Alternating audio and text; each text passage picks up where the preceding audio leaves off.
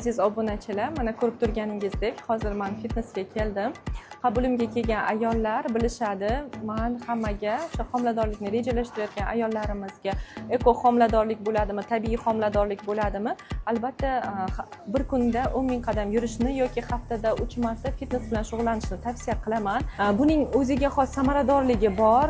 Insulin gormoni qonda yuqori bo'lib, follikulangiz yorilmayotgan bo'lsa, albatta bu insulin gormonini qonda tushishiga hamda follikulangizni yorilishiga yordam beradi.